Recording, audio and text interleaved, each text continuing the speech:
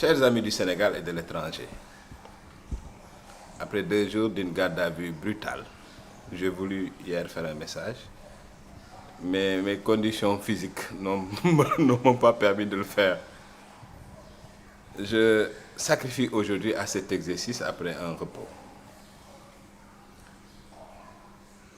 C'est une bonne introduction. Les conditions de garde à vue dans ce pays sont irrespectueuses de la dignité humaine. Je me suis fixé pour mission de rencontrer les responsables des organisations de défense des droits de l'homme pour relater les conditions indignes dans lesquelles les êtres humains sont gardés en vue dans ce pays qui s'appelle le Sénégal. Je remercie mes compatriotes, je remercie les Sénégalais. La vague de soutien consécutive à mon arrestation a été plus que large. Elle est tout simplement globale. Cette vague de soutien, ce déferlement, j'allais dire, m'impose aujourd'hui des devoirs, m'impose aujourd'hui la responsabilité de m'engager au service de mon pays.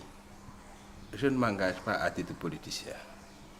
Je n'ai pas le droit, dans ce pays, d'appartenir à une coterie au détriment d'une autre. Je m'engage pour le Sénégal.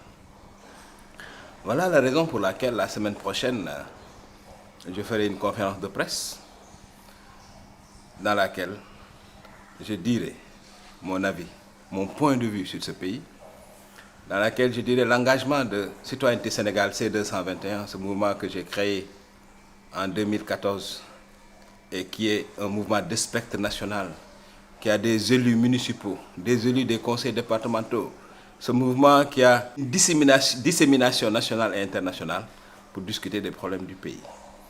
Nous devons réaffirmer notre engagement citoyen, une citoyenneté responsable, une citoyenneté participative, une citoyenneté vigilante. Donc je donne rendez-vous à mes confrères la semaine prochaine. Pourquoi? Parce qu'il faut trouver un endroit respectueux de ce qu'on appelle les gestes barrières, mais il faut que moi-même aussi, je m'assure que je suis en bonne santé après les conditions dans lesquelles j'ai passé ma garde à vue. Je suis obligé de me soumettre à une batterie d'examen, car le coronavirus est le mal le plus banal auquel j'ai été exposé au cours de cette garde à vue. Au bout de cette garde à vue, on m'a signifié un certain nombre d'inculpations, dont l'outrage à un agent de la force publique. Chers amis du Sénégal et de l'étranger, je n'ai outragé personne. Alors là, personne. J'ai par contre signifié que j'ai été indigné. Après l'ampleur du débat que j'ai eu sur le plateau de MNF, sur des enjeux aussi stratégiques pour le pays que l'énergie, que la gouvernance, que l'avenir, que le développement, qu'on me convoque pour me parler de cette famille décidément intouchable, les Farès. Ça, je me suis indigné. Et ça, je l'ai exprimé à ceux qui m'interrogeaient. J'ai dit aussi à ceux qui m'interrogeaient que je ne comprends pas que pendant que la gendarmerie a tracé des fonds qui sont extraits illégalement du circuit financier normal, légal, et que les responsables justement de ces agissements sont connus, identifiés. C'est le groupe Farès, ses responsables, les Christian Samra, le groupe Farès avec son leadership incarné par Mohamed Farès, Hassan Farès, Mehi Eldin Farès. Qu'après tout ça, au lieu de s'intéresser aux vrais faits, au lieu de s'intéresser aux faits centraux, au lieu de s'intéresser à la contradiction principale, qu'on casse le thermomètre parce qu'on n'est pas content de la température. Ça, je me suis indigné et je l'ai dit. J'ai dit aussi aux enquêteurs qu'il est inconcevable que le ministre de la Justice, qui est quand même le gardien des sceaux, celui qui garde les sceaux, puisse se mettre à menacer ouvertement, enfin, je veux dire, par des circonvolutions, mais tout le monde sait qu'il s'adressait directement à moi. Ça aussi, je me suis indigné et je l'ai fustigé. J'ai fustigé ce 2 poids 2 mesures, cette justice à 2 vitesses. Ça, je l'ai fait. Mais je n'ai outragé personne. Je n'ai manqué de respect à personne. Au bout de cette garde à vue, au cours de laquelle il s'est passé beaucoup de faits, dont certains relèvent de l'histoire, qui seront peut-être évoquées un jour dans le cadre d'un ouvrage, parce qu'on ne sait jamais, hein, à la vie. On m'a signifié que j'étais sous contrôle judiciaire, avec des inculpations qui relèvent du lexique d'une dictature. Diffusion de fausses nouvelles. Dans quel pays démocratique on peut utiliser un lexique aussi moyenâgeux? Diffusion de fausses nouvelles. Et on me soumet à une sorte de condamnation à mort démocratique.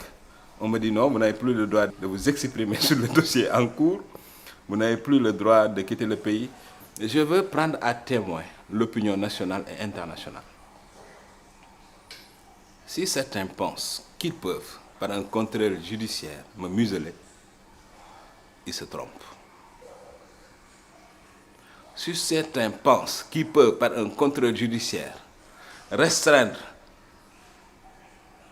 ma liberté de mouvement dans le monde, ils se trompent.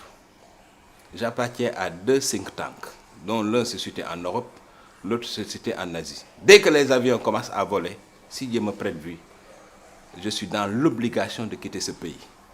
Et aucun Sénégalais ne doit m'empêcher de voyager pour honorer des engagements que j'ai pris.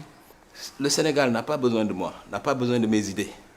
Quand je développe mes idées dans ce pays, on cherche à me torturer, on cherche à m'humilier. Il y a certaines parties du monde où on a besoin de mes idées. On doit me laisser la liberté de m'y rendre. Aussi simple que ça. La semaine prochaine, si Dieu me prête vie, Citoyenneté Sénégal, le mouvement que j'ai l'honneur de diriger, et qui est un mouvement à spectre national, qui a des conseillers municipaux, des conseillers départementaux, montrera son nouvel engagement face aux enjeux qui interpellent notre pays. La lutte contre l'injustice, la lutte contre l'arbitraire, la lutte pour une meilleure transparence économique, la lutte pour une équité, la lutte pour plus de légalité, la lutte pour une justice équitable. Je vais demander à toutes les cellules de Citoyenneté Sénégal, que ce soit les cellules de la diaspora ou les cellules locales nationales, que ce soit la cellule des cadres, les cellules dans les universités, les écoles, de commencer à réfléchir dès à présent sur le sort que nous devons réserver à certains produits du groupe Farès. Pourquoi? Parce que la gendarmerie a montré que des fonds ont été extraits frauduleusement de la comptabilité du groupe Farès, donc extraits à la vigilance de nos impôts. Tant que cette question n'est pas réglée, nous, membres de Citoyenneté Sénégal, est-ce que nous devons continuer à consommer les produits du groupe Farès, Kiren, Presea, le fer à bâton, tous les produits vendus par Batiplus et par Batimat? C'est une réflexion qu'on doit commencer dès à présent, de façon démocratique au sein de toutes les cellules de Citoyenneté Sénégal. Et le coordonnateur national va coordonner cette réflexion. Au bout de cette réflexion, C221 prendra une position très claire sur cette question. Ce n'est que le début de notre cheminement citoyen, de notre engagement au service des causes citoyennes. Un engagement non politicien. Nous ne sommes ni du pouvoir ni de l'opposition. Nous sommes adeptes d'une citoyenneté responsable, participative et vigilante. Je ne saurais terminer mon propos sans remercier tous les Sénégalais qui se sont mobilisés comme un seul homme pour se dresser contre l'injustice et qui ont empêché que je sois aujourd'hui dans les geôles de la République. Je remercie les autorités religieuses et coutumières. Je remercie mes avocats. Je remercie ma famille. Je remercie tous mes confrères journalistes. Tous mes confrères journalistes qui ont été d'une promptitude, d'une détermination exceptionnelle. Je me fais le devoir de prendre mon téléphone. Je les appellerai prochainement, personnellement, pour les remercier. Je ne veux pas courir le risque de citer pour ne pas en oublier certains. Je remercie le SYNPICS. Je remercie Amnesty International. Je remercie Reporters sans frontières. Je remercie la Fédération internationale des journalistes, la Convention des jeunes reporters. Je remercie le CEDEPS, l'ARADO, le Comité sénégalais des droits de l'homme, les activistes, Horizon sans frontières, le Forum civil, bref, l'intégralité des associations protectrices des droits humains, protectrices des libertés qui se sont dressées comme un seul homme pour empêcher l'arbitraire. À bientôt.